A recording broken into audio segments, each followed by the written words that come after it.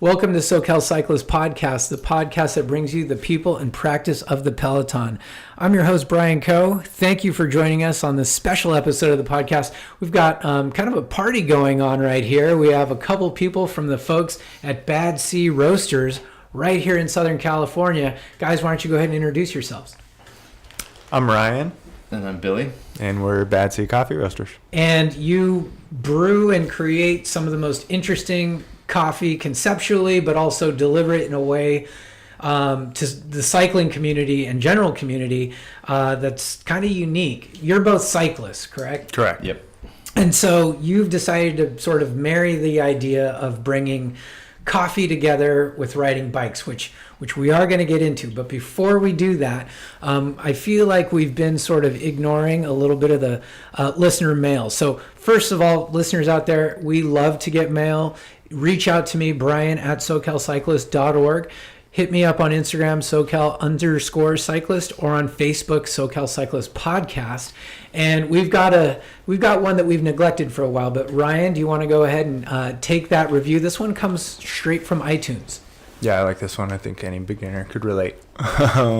Road Rookie writes, "This is the best podcast for the beginner cyclist. Though I still don't know what side of the strap I should put my sunglasses on, I go with what's most comfortable. Thank you all who put your time and energy into this podcast."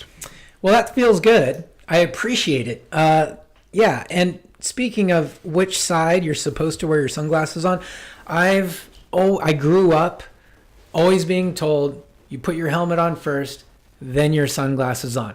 Now, I get, okay, you take your sunglasses off or your helmet strap off and then your sunglasses pop off, but if the pros do it, you've got to do it. And I think the genesis of that came to, it's got to be sponsored correct. So if you're putting on sunglasses and you're sponsored by the Big O, yeah, you've got to have that represented on there. So it's all the little Can't things. have the strap covering it. What do you guys do? I'm outside.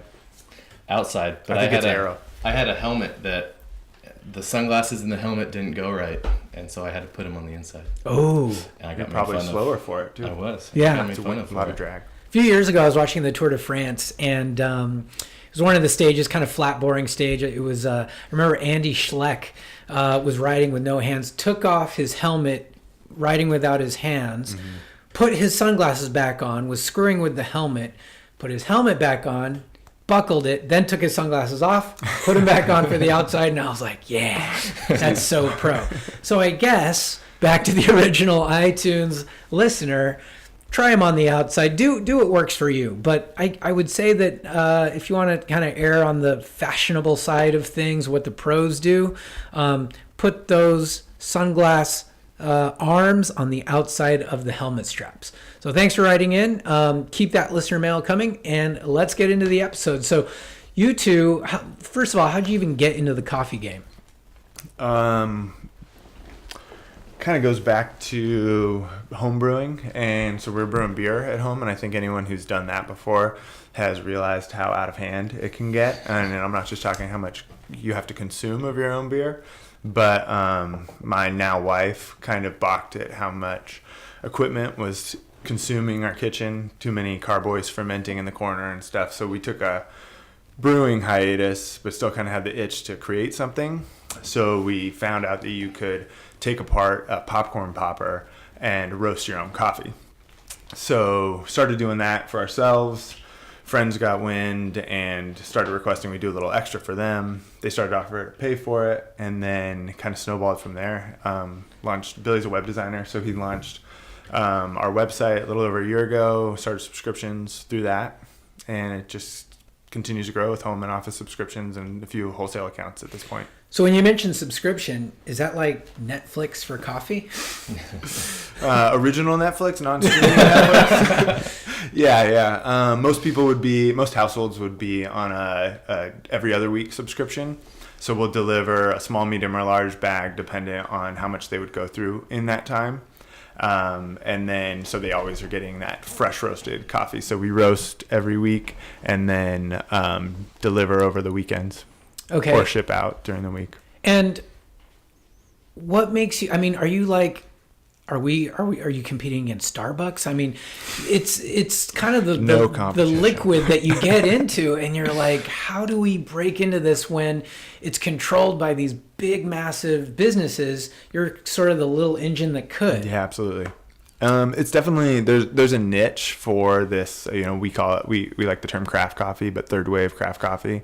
So it's a little bit of a reaction to the Starbucks scene. Like they were really good at creating the space, like that third space where you have the experience of coffee, and we're all for that. But we also think that the quality of the drink has to come along with it, and that's the big undercurrent in the new of coffee right now is appreciating the whole traceability from where the coffee was grown, what's the difference in taste depending on how you brew it, where is it from in terms of country, farm even, and then importantly, how's it roasted. So we focus on those aspects of it to kind of set ourselves apart. So would you say that the average consumer is more conscious, more aware? I remember when that movie Blood Diamond came out, and then people were like, we're not buying diamonds. It kills, kids die from harvesting diamonds. Is that like a new thing with the clients who are being a little bit more discerning when it comes to coffee? Yeah, absolutely. I think you see this like across a lot of different industries. What we turn to a lot is craft beer. So, as that took hold, people started appreciating that, different hops can elicit different flavor notes in a beer. Similarly with coffee, if you pay attention to the process, then you can have one coffee that is totally disparate from another, and they can both be great, or one person can love another and one person can have a favorite that's something different. But there's a lot more variety than people might have otherwise thought just, in recent times. Yeah. And we'll get into the cycling bit in just a minute, because so many, what's the term? Coffee doping? Mm-hmm. It's a thing. Chris Froome, yeah, he used an inhaler, but until somebody out there drinks however many espressos and gets busted for it, yeah, we'll see. But so with coffee, do you consider it performance enhancing, or do you consider it just part of the ritual when you wake up and that's just what you do? Or are people now drinking it more for the performance gains? I think it can be both. Can it be both? It definitely is a performance gain. Yeah. You go on a ride Undoubtedly. with 2 cups of coffee versus none. Yeah. Mm-hmm. But the performance thing can be secondary to that ritual, and I think especially cyclists are probably all guilty of like lining up our socks and making sure the kit, your legs are shaved the night before, like that whole thing. This is just part of that. Where the morning of the specific coffee and how you brew it, are you using an Aeropress, are you using a pour over, are you having an espresso, and how many are you having before which ride, and kind of metering that out. I think that's like all part of like the allure. I think it's a very thing that's tied to cycling a lot.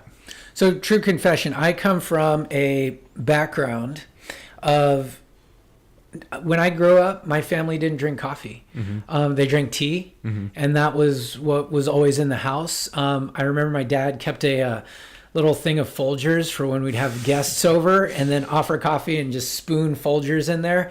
And then, fast forward to me being an adult, it never materialized. Like, I don't have my own espresso machine in the house. I'm embarrassed to say that what you did see was a pot of coffee on Mr. Coffee in the corner, and that's about where I'm at. I have been sort of experimenting, and maybe it's due to cycling, with the coffee stop that we have here, just trying out different drinks. Started with lattes and cappuccinos and flat whites.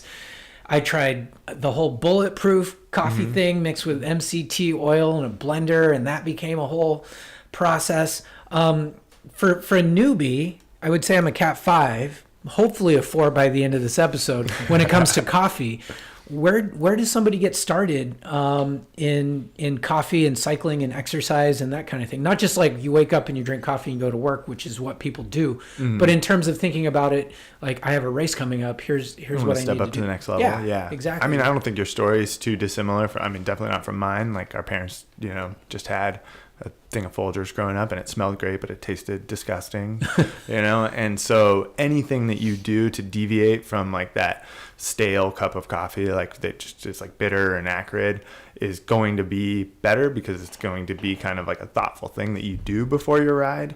So what we usually recommend for people who are like getting into craft coffee, the very first thing you can do is just take whatever beans you already have, and instead of buying pre-ground, buy the whole bean and grind it right before you brew it. That's going to be like the key. The main thing that makes good coffee great is the oils that are in it, and the sooner you grind up that coffee, the sooner those oils oxidize and they're wasted, or even sometimes going rancid, So preserve the bean as long as possible. Exactly. So you want it fresh roasted and then ground fresh right before you do it. And you can use your Mr. Coffee and still do that, and you'll be, leveling up your game, significantly. Okay. Just with that one little change. And to you guys use an Aeropress. They came over to the studio and they had all this equipment. It looked like they were about to perform surgery. Take us through. We're actually sampling some coffee right now, and we have 3 different kinds. One of them, it's so smooth it tastes like a Guinness because it's on nitro. They brought in their own keg. Let's start with that one and then work our way to some of the other ones we're drinking. Mm-hmm. You want to talk about the nitro because that's kind of our new experiment, Billy? Yeah, we just started doing it. It's been fun trying to figure out a recipe, and it's brewing the cold brew, and that's one aspect of making it, and that's kind of been Ryan has taken the lead on brewing the cold brew, and then we're kegging it and trying to nitrogenize it, which is another aspect, and all of these different things will completely change the flavor of it, and it can be more nitrogenized and a lot more head coming off of it, but it kind of adds a little more bitterness to it. I've noticed. But I find that it's just easier to drink. And we were talking about this before, like when I drink it, I don't need to feel like I need to add cream, sugar, or anything else. You can drink it on its own, and taste everything about it, which is really, really cool. Because, if you're getting ready for a bike ride, you're like, where's this, where's that? You can just have that. So. Yeah. And in SoCal, we don't traditionally have cold weather, so it's hot a lot of times, and you do want something cold. And it tastes great. The other two is more like the traditional kind. Yeah, these would be your every morning, standard brew. Not everyone's going to have a nitrogen tap in their kitchen. That would be nice. But these we did with Aeropress today. If you're not familiar, I'm not going to, over audio, be able to sufficiently describe it. But it's basically like a plunger. It's like a combination. It's a hybrid of French press, little bit of an espresso. It's like an immersion brew. You put the ground coffee in this tiny plunger. It's made of like a BPA free plastic. The plunger pushes it through at a slight pressure, and you get this really robust cup without any bitterness, really clean cup because it goes through a paper filter. And it's kind of a single serving thing. And it's, as you saw today, the reason we brought it was because it's super portable. It kind of just all fits in itself. You could, basically carry everything you need in the palm of your hand. It's great for camping or pre-race or anything like that. But you still get all the benefits of kind of doing that fancy coffee brew. So you saw we brought a scale, and we cared about what temperature our water was at, so you can really geek out on all the details. Mm-hmm. But does it really taste that different between someone who follows the exact amount of Newton meters of pressure versus someone that just slams it down? Is there really that much of a difference? Probably not. The Aeropress is coffee for dummies. It's craft coffee for dummies. It's so foolproof, and that's where we recommend, then that would be step 2. So if you're grinding your own coffee but you want to get better equipment, we say start with an Aeropress. You can make 1 cup a morning. You can still do your Mr. Coffee, to have something to get up, but you can have 1 contemplative cup of coffee each day. It's going to be loads better than the Mr. Coffee, but you can't really go wrong with the Aeropress brew style. Mm-hmm.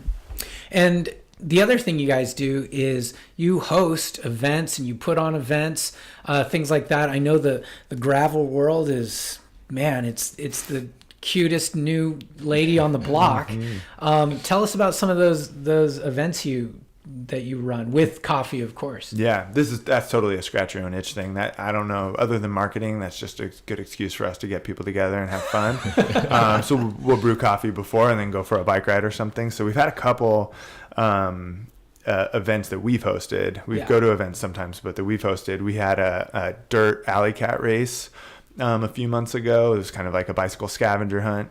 How does that work for everyone? Everyone showed up. We kind of explained the rules and then gave everyone a cue sheet with clues of where the locations might be. And they had 5 minutes to kind of talk amongst themselves and coordinate their own route. There was no planned route, but these were all, within a 3 to 5 mile radius together. And then we gave everyone, I think, an hour and a half or 2 hours to go hit up as many of the locations as you could. Some of them were parts of like known Strava segments. Some of them were KOM segments. Some of them were businesses where, if you went in and poked your head in and took a picture or bought something, you could get bonus points. And then everyone came back and we totaled up the points, and that's how we declared our winner. So we kind of borrowed that from the Bike Messenger world. Mm-hmm. And then the latest one that we just had this past weekend as we're recording it was inspired by Grinduro. So that was an event we went to where it's an enduro timed gravel ride. We ride a few segments, but the in-between time is just kind of like a rolling Peloton party. So it was a blast. So we kind of wanted to recreate that here back home. So for ours, we had eight pretty challenging segments. Everything was different from like paved climb to flat fire road to pretty technical downhills and single track. Almost everyone was on some type of gravel grinder with wider tires. And Billy, being the web programmer, tech wizard that he is, programmed a timing app that would harvest everyone's Strava segments and give you a cumulative time. And that was how we ranked our podium. So you're only going hard on those Strava segments. Right. And then the rest of the time, you're kind of recovering. Mm-hmm. Recovering and chatting about the segments and chatting about how you could have done better or where you screwed up. Or... Okay, so here's my question then. If everybody's like kind of just spinning before the Strava segment, when they hit the Strava segment, do they just stop and go, okay, we're going to start? Or do they just, you hear everyone clicking in and no one's talking anymore and then they're just going for it? I think people got a little quiet. I think if we did it again, people might stop before the segment and maybe like adjust a saddle height or drop a little PSI depending on, what was going on. But we only dropped the route the evening before because we didn't want to give people the opportunity to pre-ride it, any of the pieces. So they could look at it and kind of have an idea, but most people were coming into each segment blind. So you'd finish a segment, and in the interim, people would be talking about the last segment, but also kind of getting anxious for what was coming next. Mm-hmm. So it kind of was like a cool dynamic. It was kind of like Strava commentary live. Like it was you got to give in-person kudos. Is it uphill only segments? No. Everything was mixed. So there were all downhill segments, or mostly. There was one straight climb up to the other side of Double Peak, so from Lake San Marcos up, for local people who are familiar, kind of steep grade, and then some flat and fast, but most everything was on dirt. So the winner just basically had the lowest overall combined Strava times. Right. Mm-hmm. Okay. Mm-hmm. And then, I'm familiar with Grinduro in NorCal. Yeah. And it's, it kind of speaks to how cycling's evolving and just changing. And not to mention the culture of coffee and cycling. It goes hand in hand, almost like a performance hydration mix. Mm-hmm. But also there's the social side too. I mean, I've probably just, if you think about it, riders out there, if you're listening, like how many of your rides start from a coffee shop? Or how many of your rides finish from a coffee shop? Or how many of you stop to get coffee mid-ride? Mm-hmm. Mm-hmm. It goes hand in hand. Of course, in SoCal, we also have breweries, right, which is a whole other aspect. It's where you end the ride. Yeah, which is the beauty of Bad Duro. Our ride this weekend is we launched and finished at a local brewery, Ruler Brewing. Mm-hmm. So we got to start with coffee, we had mid-ride nitro cold brew, and then we finished back at the brewery for beers and a food truck. So the whole package. Where is the future of, you think, cycling and coffee? Is it going to get to a point where people are going to make special bottles for their bike just for their coffee to keep it warm? I mean, what are people doing? I would buy that. I'm the target market for that product. So if anybody made that, for sure. I remember I did a race around here. It was a tough race, USAC race. It had this climb in it, you're hitting maybe 900 to 1,000 watts every time you go up it. And I hit a bump, and my bottle just flew out of my cage. So I had nothing. The race was in the summer, it was July, super hot. And I'm like, I don't know if I can sustain this. I bugged this other rider because I noticed he had 2 bottles on his bike, and I said, hey, can you help me out? I lost my bottle. Can I have a swig? And he hands me the bottle. He's like, you can have the whole thing. And so I put it in there, didn't think about it for another minute, took a swig, and it was coffee. And I got that weird sort of like, I'm going to throw up reaction, because to drink coffee when your heart rate's at 180 beats a minute, I was like, what is this guy thinking? I was like mad at him. Oh yeah, I think he sabotaged you. I think he knew what he was doing. Yeah, he's like, I've got this dummy bottle in here. And that wasn't me at that race, but I am that guy who has a bottle full of, not full of coffee, but like I'll take my morning coffee to start my morning ride in the bottle. Right. Yeah. So okay. If I had a stainless steel one, that'd probably be better for me. So if someone invents that, I'm in. Yeah. A stainless steel that can fit in a bottle cage that stays in, keeps your drinks warm. Entrepreneurs out there. Yeah, Kickstarter, are you listening? 'Cause let's do it. In terms of Bad Sea, it's one of these companies. It's that little engine that could. And I think one of the great things about SoCal is not just the riding, but it's so welcoming to the cycling industry. And Bad Sea has seemed to found a niche within the cycling world. What are you going to do in the future? Are you going to be brewing more and creating more and offering more flavors, brick and mortar, truck? What's in store? Yeah, it was totally started off just kind of proof of concept, kind of, like people wanted the coffee, so we kept offering it, and now we're looking ahead towards what could be next. So yeah, all those things, like we've thought about a mobile coffee truck. We already go to events often, so being able to do that more easily would be cool. But ultimately having a cafe, like you said, there's so many reasons to start or be at a coffee shop in the middle of your ride. So we want to be that coffee shop for people. Our brand has resonated well with cyclists in particular, with active people in particular, because we are those people. So it kind of just works. And then do you think there's a problem with having a coffee shop every 100 meters on the coast that you just run into? Is it becoming like too saturated? Yeah, I think if we didn't live where we do, I might say yes. But when you look at how many breweries are on every corner, and of course there's a Starbucks on every corner, I think that there's room to squeeze out a few of those Starbuckses. And I think that if people can appreciate the difference between a brewery on one corner and the brewery on another, I think they'll similarly be able to support multiple craft coffee shops. And if you look at the growth within our county in particular, but also many places across the country and even the world, Australia and New Zealand are good examples of like how craft coffee has really taken root. People are more than happy to not just go to their favorite. They'll jump around a little bit and kind of experience, what's new here and what's new there, and kind of a culture develops around that. Yeah.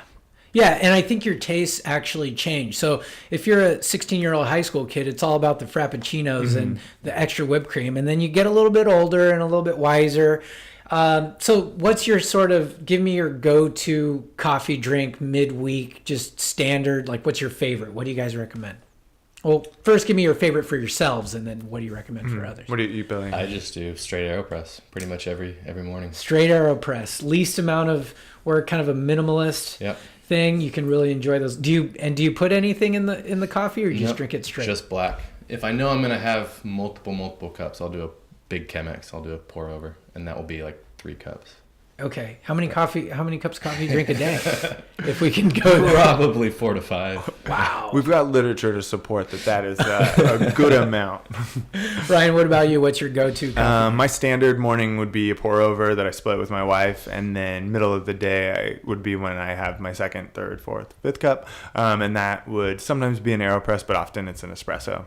So, okay. Yeah. Great. How can people find out more about Bad Sea and coffee and you guys? We're Bad Sea Coffee all over the interweb. So badseacoffee.com is our home on the internet, but also Instagram, Bad Sea Coffee, Twitter account, same thing.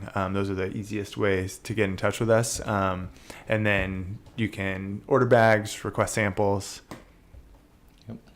Awesome. Yeah. Thank you. I'm pretty wired right now. Yeah, me too. It was a little.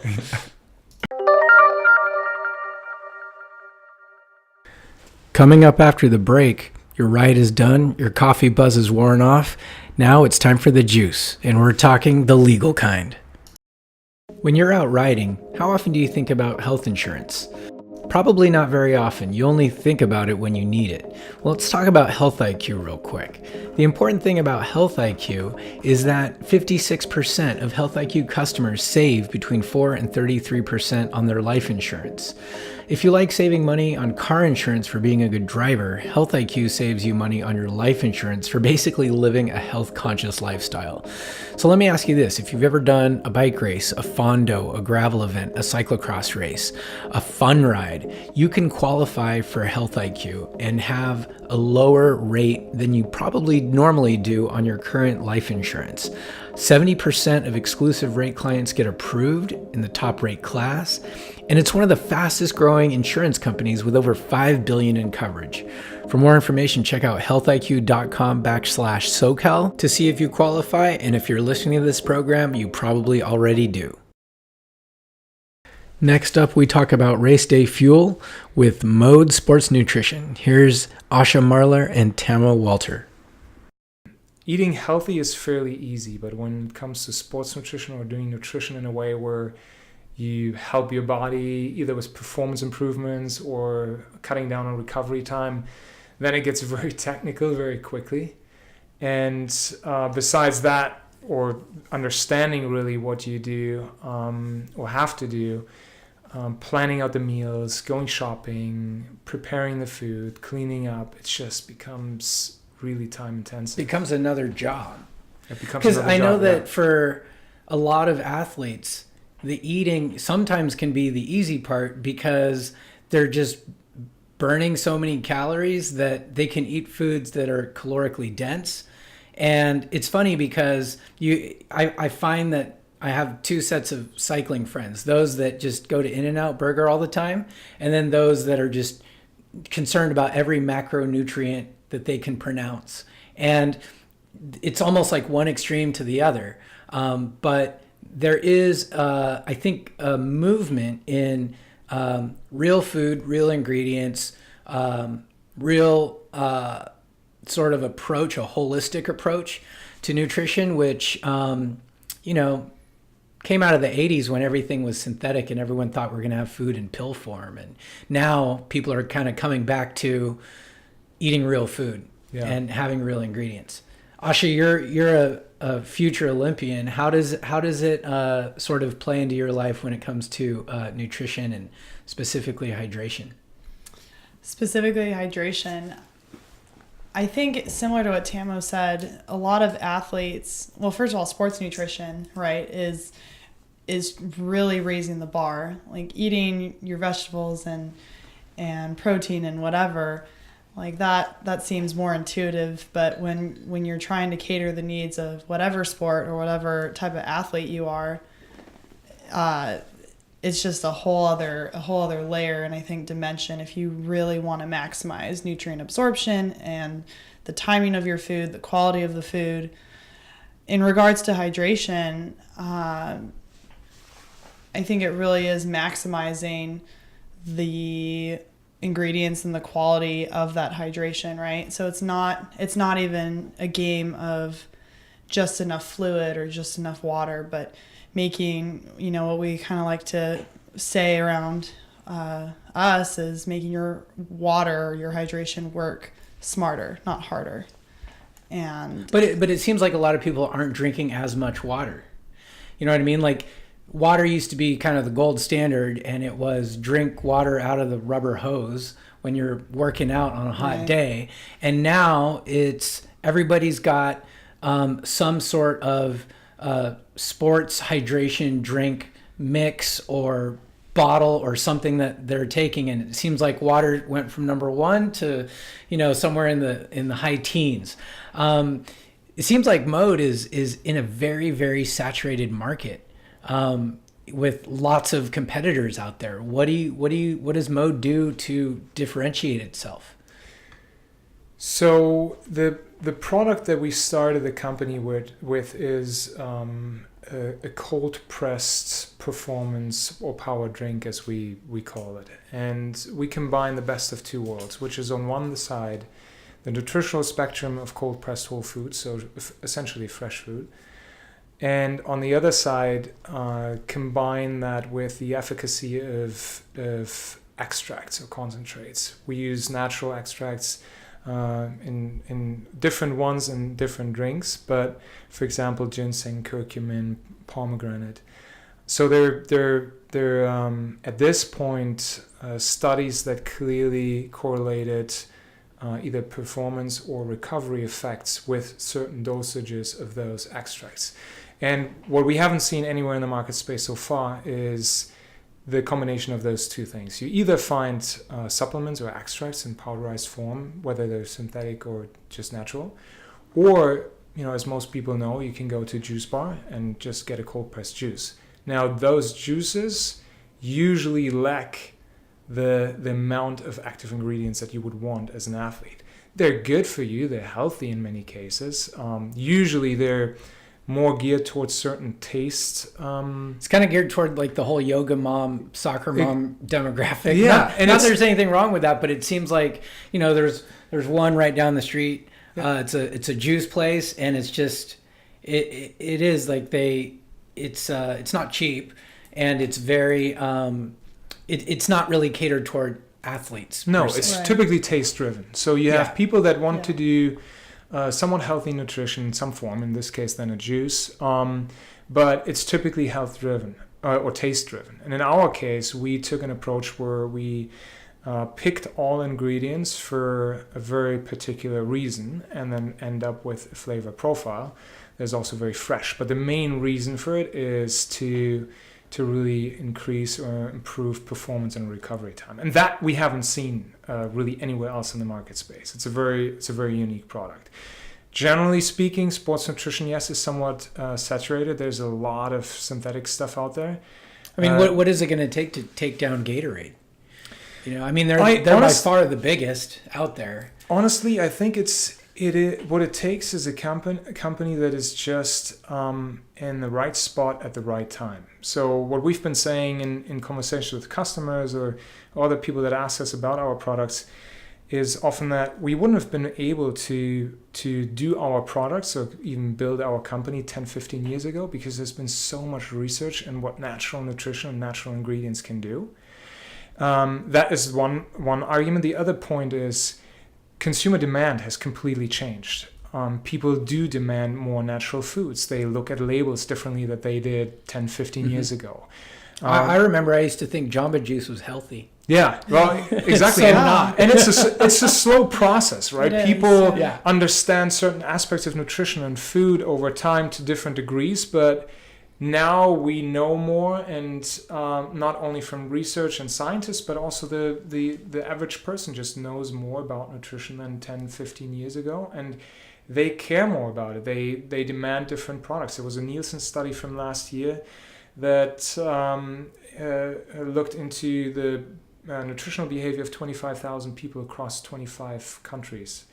And what they found is that about 60% of people look for more natural nutritional options. And that is a trend that will continue for a while. Do you think it's also a case of people just not getting the nutrients that they should be getting because most of their nutrients are processed? So if they can get the nutrients from different vegetables and fruits, they're more likely to maybe drink it in liquid form than just eat it all. So most people that I know consume beet juice rather than just eat straight up beets.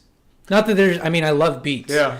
But I'm trying to think, and I'm like, yeah, most of my experience with my peers are people drinking beet juice. I don't remember the last time somebody just cooked a beet and just ate it.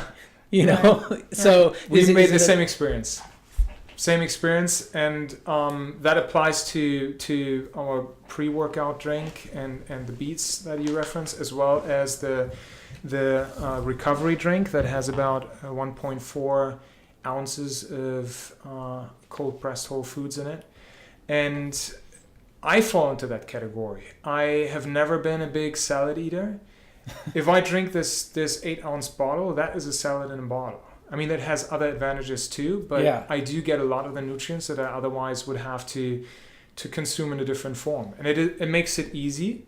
For athletes in particular, or endurance athletes, there's also an advantage in regards to fiber, or for the drinks, no fiber, right? So digestion happens much quicker and much less so than let's say, if you would eat like real food in the morning prior to your workout. So for runners, for example, that plays a really important role. And yeah, it is, for many people like myself too, it is very convenient. It goes quick and is easy. And then on top of it, if you look at younger audiences that aren't used to, or not even that interested in eating healthier. So when you look at teenagers, for example, yeah, you can add something to the recovery juice, for example, a recovery drink. You can change the taste slightly if it's a little bit harsher for let's say a young adult or a teenager. what would they add to it? Like So for example, like vodka or something? I'm kidding. that's more on the adult side, and people have been asking us about that too. But you could add, for example, a little bit of orange juice. It's still better than drinking Gatorade or any form of crazy sugary soda. Yeah. And often what parents battle with is, how do you get your kids to eat healthy stuff? Yeah, no, I think one of the things is people are becoming more discerning. They're, like you said, they're able to mix stuff. I personally like the beet juice, except there's a big downside. When I drank it, it looked like I got punched in the face because it was just, my teeth were stained red, my tongue was red. I had a little bit dripping off my side. My wife was like, "What happened? Did you get in a fist fight or something?" Zombie look. Yeah, it's got that harsh stain you don't want to get on anything. And it's a super interesting thing. You know when somebody's had beet juice because you can physically see it. So yeah. Asha, what about you? How much, like, in terms of like what you drink in a day, how much of it is juice versus other beverages? It's very juice based in terms of beverages outside of water. I really only stick to juices or coffee. I think a lot of athletes can attest to that. What kind of coffee do you drink? Anything that says the word coffee.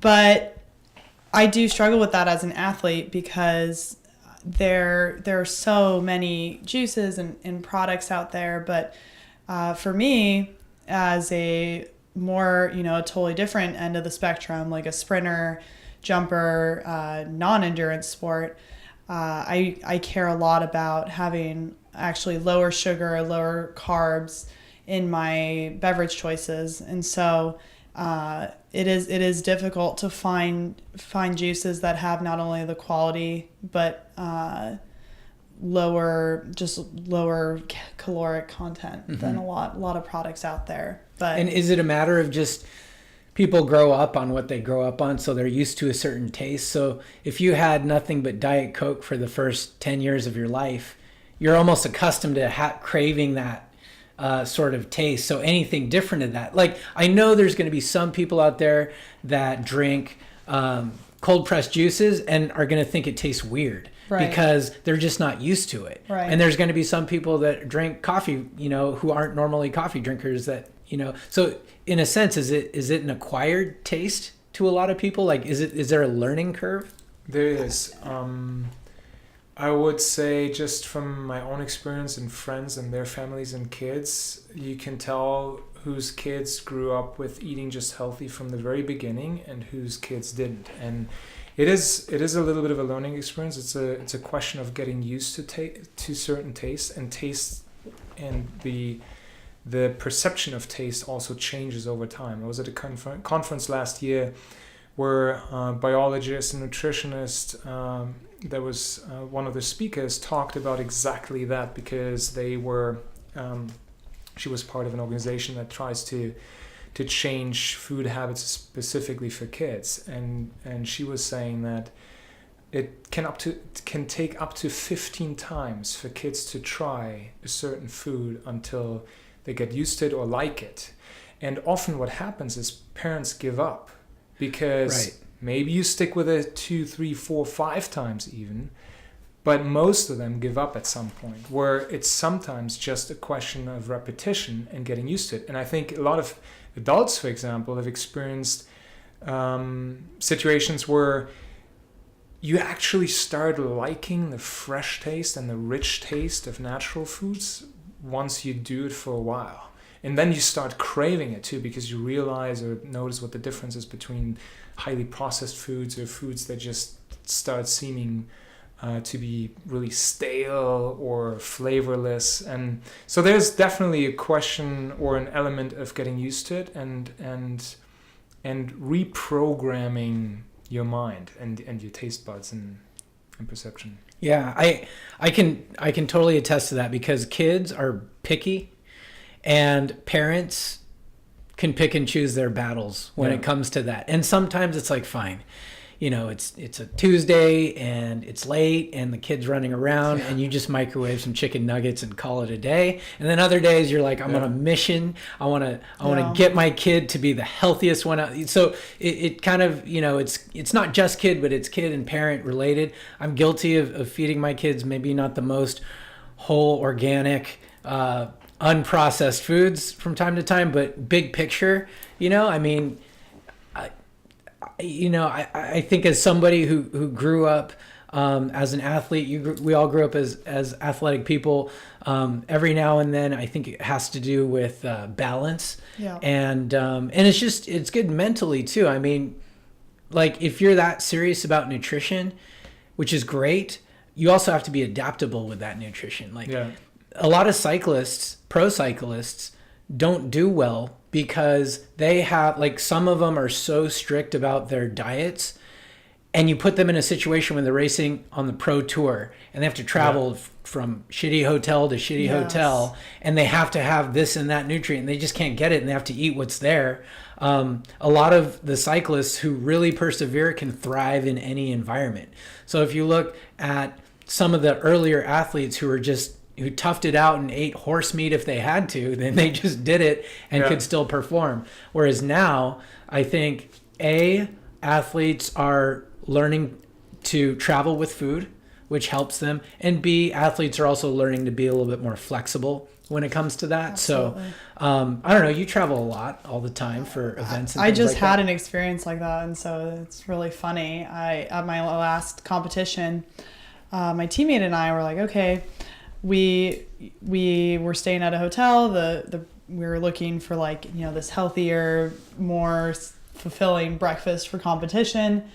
Which in the area, the only thing was an IHOP, and nothing wrong with IHOP. What's wrong? I love IHOP. Yeah. So we're like, okay, we'll make the best of this. We'll go to IHOP in this little town. Did you ask, do you have any organic cold pressed juice? That's not even the funniest part. Is the IHOP was so popular in this small town on a Saturday morning that it was just too long of a wait before we needed to eat and go compete. So we had to suck it up and eat whatever continental breakfast was at the hotel with the rubbery fake eggs and fake waffle mix, and it really was comical. And she's an Olympic gold medalist and very seasoned, renowned athlete, and it was awesome to see how adaptable she was. It didn't even faze her. It was like she kind of shrugged her shoulders. Oh, that's too bad. Okay. Yeah. Onto that. But she's also someone who's been to Sochi, who's been in extreme situations, but she was very able. It almost didn't even faze her to just have what was there. Yeah. Do you ever run into a diva who has to have everything a certain way, otherwise they can't step out into the sun kind of thing? Absolutely. You have people that are the other extreme and have to have all their meals somehow delivered and bring their own blender for smoothies on trips. And you see less of that, though. I will say, of the really elite athletes, I would agree and attest that there is flexibility, adaptability. You set yourself up for success as much as you can with the snacks that you can travel with, but have flexibility, I would say, for that last 20%. Yeah.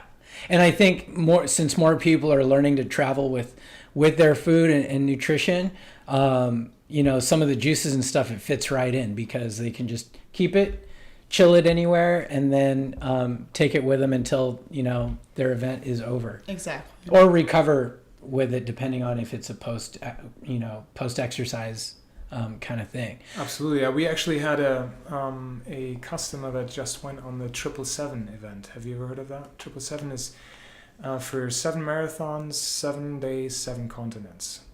So the first one was... Why would anyone do that? That's insane. Just for fun. as most of the endurance athletes, True. there's an element of enjoying pain and enduring it.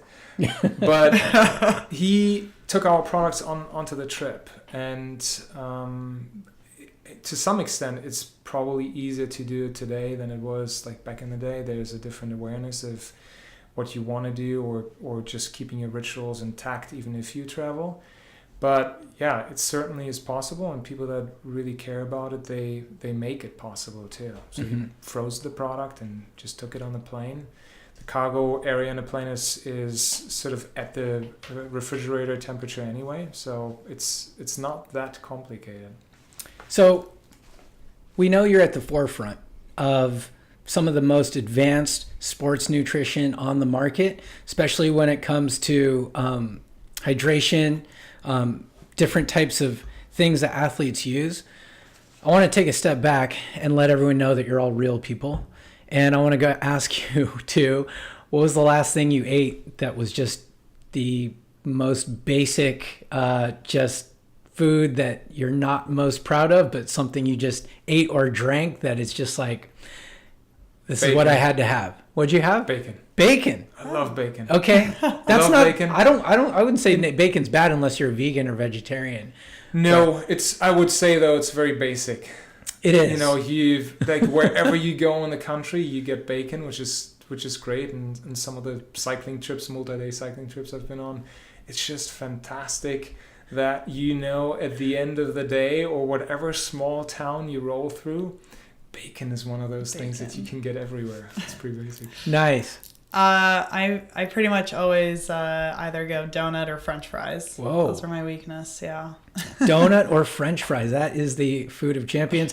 I'm going to have to go with, I had tortilla chips with like this cheese dip. It was so good. And as I was eating, I'm like, I know this is so terrible, but I can't stop my hand from eating it. But it's all about balance. It's all about sort of finding what works for you as an athlete, as a consumer, as a person.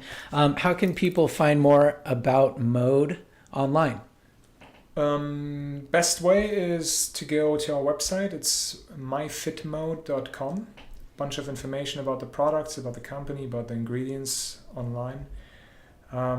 That's probably the easiest way, but we're also happy to answer any calls. Anyone that asks us. We have a store in Costa Mesa on 16th and Superior, right on that corner. So for people to come in and have a conversation, sample or try a product, no problem at all.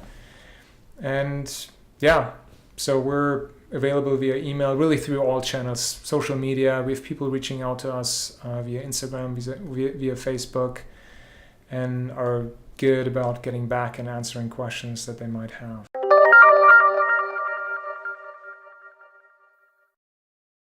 Coming up after the break, we talk to a local brewer who's made cycling and beer a great combination. Hunker is Orange County's premier cycling event. Join other competitors on March 17th for a 100K mass start timed event.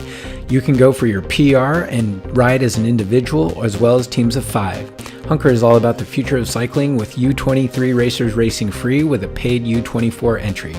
Hunker courses are on some of Orange County's most iconic roads. Best of all, Hunker pays out equal cash to men and women. For more information, go to hunker.com. That's HUNKR.com.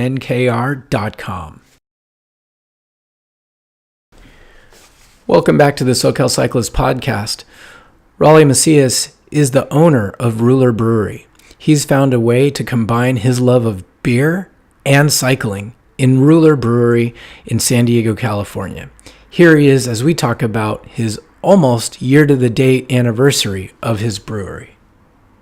We're doing really well. I think it's been almost a year since we last were on the podcast, but we're about to celebrate our 1 year anniversary on the 31st of March.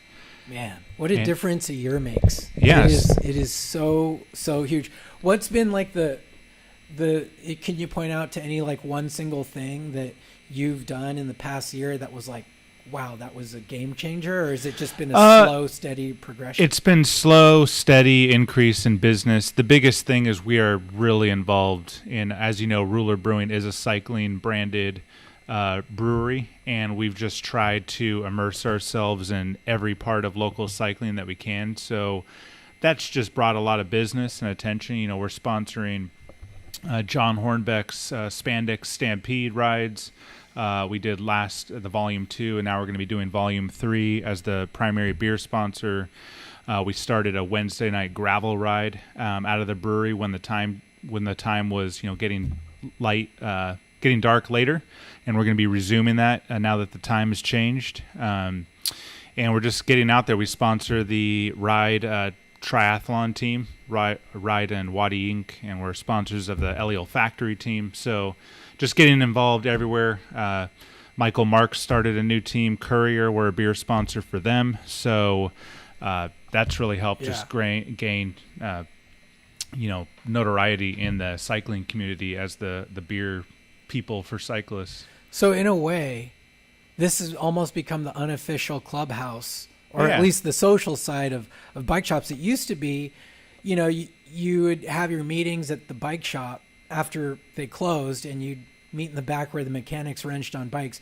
Here it's actually clean and dignified, and there's a place where people can get really good beer. Cycling themed or not, the beer is just phenomenal. Yeah, and but it helps to that, cyclists, it is cycling. And to all the naysayers that said, oh, cycling and beer brewery, that's kind of a niche thing. Do you find a lot of your customers are either mostly cyclists or not cyclists at all and walk in and look at the wheels on the wall? Or I would say kind of it depends on the time of the week, but I would say most of our customers have no relation to cycling. I would say Really? 70%, but they still dig the brand. They just I'm trying to describe a tasting room over a podcast, but there's awesome photos on the wall. There's a wheel sculpture that moves while we're open. And a lot of people are taking pictures, and they can relate because they have an uncle who's a cyclist or they're runners. And so it's really like active lifestyle we appeal to a lot, and they might not even be a cyclist. They could be a runner, a swimmer, a hiker, a mountain climber, right. or just your Joe Schmo off the street. They just like the brand, the way it looks, and all that. And it's funny because San Diego is a mecca just for beer in general. Yeah. Craft beer and breweries. We're near Hop Highway, and we're in Carlsbad, but there's Vista, there's the big name breweries as well. Where have you sort of succeeded where other breweries have not made it? I mean, I don't want to smash your competition too much, but I mean, you take two breweries and right next to each other, one succeed, the other one goes out of business. Like, I mean, really, it's just I think our branding's the most important thing. Having an identity, because there are so many breweries out there that what really relates to people is they see that the owner is passionate about cycling and brewing, and they see that versus a lot of local breweries don't really have a niche. Like, they haven't picked a niche. They try and appeal to a mass market. We're okay with that, but we've really specialized in cycling community, and customers see that and they appreciate that. A lot of our other competition don't necessarily do that. They might host a yoga workout on Sundays, but so you don't get that follower, that repeat business. And cyclists love to have coffee in the morning before a ride, and then finish their ride with beer. I mean, it makes the beer taste better. Yeah, for sure. And after you worked for it, earned it. So what are cyclists drinking these days? I know that SoCal's definitely got this IPA label. Yeah, so but you're not another IPA maker, even though No. you do make IPAs. So we've had to change our strategy a little bit. When we first launched, we were a Belgian. It's called Aero Belgio. It's a hybrid of American beers and Belgian beers, and we are in San Diego, and IPAs are king here. And we've had to adapt our branding a little bit to play both sides. So we do our best-selling beer is all of our beers are named after types of cyclists. It's called Doper, Juicy IPA. Doping and Yeah. cycling. Yeah. That's So an odd combo. we're celebrating the fact that whether or not you're a fan of doping or not, I'm not. It is a part of cycling's Yes. past and history. It's a prevalent part, and it's been around for a long time, and it still is. So there's a style of beer called a Juicy IPA. And so if you're juicing, you're doping. So it's called Doper, and it's in Yard House. It's in Draft Republic, Barrel Republic. It's our number one selling beer. We just launched a new beer called Radler, and it is a German-style Radler beer, which is a blend of juice and beer, and it was literally invented in the 1920s for cyclists. I think, could be wrong, but in German, Radler translates to cyclists, and they made it for riders post-ride wanting like a refreshing beer, but not to be so beer-like. So it's beer with grapefruit juice, and it's, I made it as a one-off, like 8 kegs worth, and it's turning out to be, people want it all the time. So I'm having to figure out how to source massive amounts of fresh grapefruit juice. So that's an interesting problem. But yeah, it really depends. We have light beer, Domestique Blonde. We have big dark beers like our Grimper Dark Ale. We have Clydesdale Double IPA. And so we have a Sprinter Red Ale, just kind of all Has across. there been like one beer that seems to resonate with cyclists? Like if a group of cyclists walk in here, what's sort of the They always go-to? go for Doper in the area. It's the IPA. I mean, really, it is the IPA. It's just, and it's because it's the IPA. It's so juicy and fruity, and they think the name is hilarious, so that works really well. We have a Bonker Pale Ale. That's like an everyday drinker. You can drink that pretty much any time after a ride. It's not too filling, not too hoppy, and not sweet at all, so it appeals to a lot of people. Yeah. And one of the things about this place is I've actually gone on a couple group rides that have left from this place from different manufacturers and things like that. It's becoming sort of, like I said earlier, the hub, and people just go, oh, well, the ride leaves from the brewery at the morning, even though you're not going to have a beer. Yeah. It just becomes now this gathering. Yeah, so what we've been doing too, and I don't know if you guys remember the old Spy holiday rides. Those kind of stopped when Spy stopped participating in cycling, but they've kind of resumed, and they're called Factor holiday rides, Factor bikes. And so we had one of those on the day after Thanksgiving, and then we had one on New Year's Day. So what that entails is we open the brewery at 8 o'clock in the morning. We let cyclists use the bathroom. We have coffee here. A lot of times Bad Sea Coffee is here on site, and they have fresh coffee being brewed. And then we all go on a ride, and we close the tasting room. We can't legally serve beer on the weekends till noon, so we go for a 3-hour ride. And by the time everyone's getting back, they put their bikes in in their cars or on the bike rack out front. They quickly change in the parking lot, and then they come in here and have beers. So it works out perfectly. Most people want to ride in the morning, 3 hours. So if we leave by 9, get done by noon when the tasting room opens. We usually try and have food trucks on those days since we don't serve food here on our own. We'll have a food truck, and people can eat, and it's kind of fun. And in terms of where you see things going for the future, I mean, we're not in the biggest space for brewing beer. I mean, do you see yourself expanding multiple locations? So it's a pretty big plan that I've been really brewing on for a while. No pun intended. And our brewery is our beers are brewed here in Carlsbad. That's where the production occurs, and that's where it makes sense to have it because we have a manufacturing facility. We're in an industrial park, so we're not near foot traffic. We're not near the coast, like right near the coast or the water. So nobody sort of stumbles. There's in. no foot traffic There's here. No one cruises a business park purposely. So What we want to do is with our license, we're allowed to have what are called duplicate tasting rooms. So satellite tasting rooms where we wouldn't brew beer there, but we would have the tasting room concept there. And what I want to do is have a much larger tasting room. You know, we're sitting in 500 square feet. We want to have closer to 1,500 with a patio near places that offer food. You know, across the street would be a sandwich shop, or next door would be a pizza shop. And then my grand idea is to bring in a coffee roaster to offer, and you know, Ruler wouldn't make our own coffee, but we would sublease a section of our building to have coffee.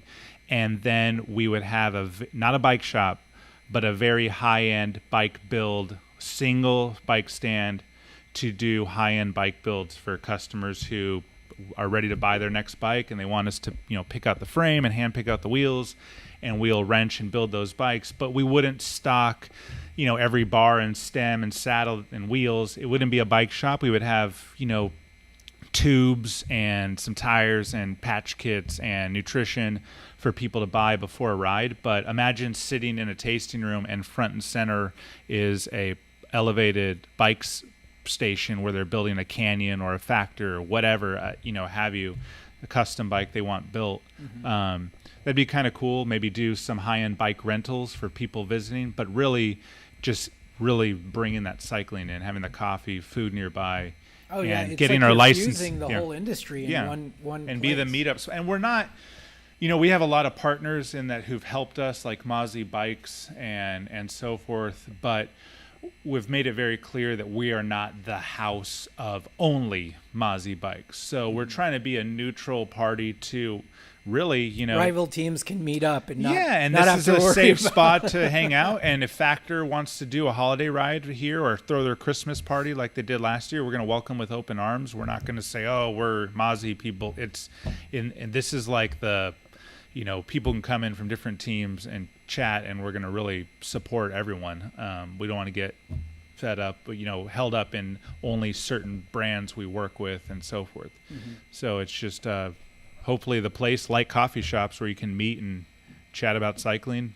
Yesterday we finished stage 8 of Paris-Nice, so that was fun. You know, Yeah, it's like one of the few. I get so embarrassed whenever I walk into a place during July, and I always have to ask the bartender, "Can you? There's a bike race called the Tour de France. Can you put it on?" if 'Cause they there's- have the channel. If they Yeah. even have the Yeah. channel, because they have 9 basketball games going on or football games. And the guy's like, "What sport is it? What do you want me to change it to?" And then I'm the one guy all excited. Yeah, so we have NBC Sports Gold. So we had Paris-Nice, no commercials playing, and we can play at any time, rewind. You know, it's so it's cool. We had that all 8 stages, and obviously Paris-Roubaix coming up and the Tour, and so you know we'll have all those like we did last year, playing and every day. Yeah, I'm wondering. So you weren't always a brewer. Correct. You're a home An brewer, engineer, yeah. but you're an engineer. How does the work here, running your own shop, your own business, and you're doing sort of everything? How does that compare with other things? Like, is it more work, less work? The hardest more thing stress? right now is because we're so small. I'm doing, except the tasting room. I have staff that does that. You've probably met Sam and Liz. They run the tasting room. But I do pretty much everything beyond that. So the brewing, running the business, the payroll, the human resources, branding, marketing, sales guy. And so it is exhausting. It is definitely a lot of work and jack of all trades. But that's the whole point, is startup business is like that if you don't come into it with a lot of backing and funding like we did. So we are grassroots, starting small, and we're in the black finally, you know, which is good within our first year. And so now we're working on that second tasting room. And after that, we can hopefully hire the staff to have brewing help and have, you know, a marketing team helping promote Ruler and so forth. But right now I'm doing everything except running the tasting room. Right. So, and everything is just it's just 99% of it, you know. You know, it's just, and the brewing actually is the easiest part. The brewing is where it just, you know, I can almost turn my brain off and just brew my recipes and it's good. The rest of it is, you know, it's making sure you're staying fresh in the industry, and not just the cycling industry, the actual beer community. You have to do promotions and different things here and there and different can releases, and, you know, making sure you're keeping on top of people's minds, because there are 153 other breweries in San Diego. So Is the brew sort of scene a much tougher crowd than the cycling scene? Oh, yeah, in terms of like what they're cyclists, A, they love the brand, and B, our beer is awesome. So it like immediately works. I rarely get a customer that's like, oh, there's too much cycling going on there. I don't like it. It's really, it just comes down to San Diego. If you don't make good beer in San Diego, you're not going to be around long. It's like a given. You can't just advertise we have awesome beer. It's you have to have good beer in San Diego. And then you got to figure out promotions and things to attract a person from going to your place, going to another, just to vying for that same person. And there's finite tap handles. So restaurants are all, we have a lot of accounts, but there's 152 other breweries calling those beer buyers every week saying, hey, look what we have on. So it's really competitive. And that's why we really want to focus on the tasting room side of it versus mass distribution. Do you think you'd be open a year later? Here we are, almost a year to the day. If you didn't have the support of the cycling community? Yeah, we would have found a way. We would have figured it out. I mean, the beer the beer holds up on its own. Yeah, the beer holds up on its own, and most accounts we sell our beer and they don't care that we're cycling inspired. They don't even understand that. They're just like, you have funny beer names, Bonker. I don't know what that means, but your beer's good. So I think we would still be around. It would be a different feel, obviously, but yeah, cycling has definitely been. So our next thing is, the tasting room, continuing to support local events, sponsoring teams, and so forth. Really, the way we sponsor is to put our establishment up for hosting your events. We do, discounted beer to members. We don't do any cash sponsors right now. So if a club wants $5K to get your name on their kit, we're just not in that right now because we don't have that type of money to throw around on marketing. So that's what we're looking for. So like Spandex Stampede, perfect event. We provide some beer and we work that all together, and it's win-win. So do you find that the cycling community is more of a craft beer scene, or are they more like mass brewery type scene? Are cyclists? Some of them don't understand the difference between a true craft brewery. Because cyclists are lightweights, basically, Yeah. like skinny 130 No, I don't think guys. cyclists, in the craft beer community, so like a brewery follower, fanatic, they're really particular as to if you're a faux craft brewery or a true craft brewery. Because there is, like, for example, there was a team in town, I'm not going to name names, but they were sponsored by, their beer sponsor was 10 Barrel Brewing. 10 Barrel Brewing is a faux craft brewery, and that will, if I had a kit out there that had 10 Barrel Brewing on it, like I would have craft beer people that would hate me. Like because they're owned by Anheuser-Busch, so they pretend to be craft beer so that they trick the normal. 10 Barrel Brewery, that looks like a small craft place. Let's go check it out. Yeah. Meanwhile, they have marketing dollars galore. True craft breweries should be like a million barrel brewer. Oh yeah. They'll what they do is they have a small little brew house, just like mine. Uh-huh. Imagine coming in here, but I was owned by Anheuser-Busch, so I have the infinite resources behind me to go do what I need to do marketing wise. They're just doing it for street cred. Yeah, you're in San Diego, and cool. And the average tourist who comes into San Diego doesn't know what's craft and what's faux. So I think there's some cyclists who don't understand that. But our craft beer lover, our other customer set, they really do understand the difference between craft, which actually has a true definition. It's not just a small brewery. There's like a certain number of barrels you produce, your ownership, and all that. They define you as a craft brewer. So we are obviously a craft brewer. And yeah, it's interesting to see so that team now is no longer sponsored by 10 Barrel. They're sponsored by us. And so it's a true craft brew sponsorship and so forth. So nice. So how can people find out more about Ruler Brewery and yourself? The best way is social media. We do have a website, Ruler Brewing, where you can find out what beers are on tap. And but obviously, websites are kind of falling to the wayside. Most people refer to Instagram and Facebook to find out the latest and greatest what's going on. So Ruler Brewing on Instagram, Twitter, Facebook, Strava. Oh yeah. Yeah. So And it's a great way to see kind of the behind yeah, the scenes of what you have brewing in the back, because you're always posting cool pictures. yeah, and so all of our events are on Strava, Facebook. I mean, they're all on there. And anytime we have a new beer coming out, they're on there. Can releases, they're on there. So really, just go check out go check out Strava and Facebook and Instagram, and you'll find us. Raleigh, thank you so much for having us, and we look forward to what's in store for the next year. Yeah, excited to hopefully be talking about our tasting room next year. All right. Yeah. So all you listeners out there, we have a couple things coming up. We have the Hunker event this Saturday in Orange County. Go to hunker.com to find out more information.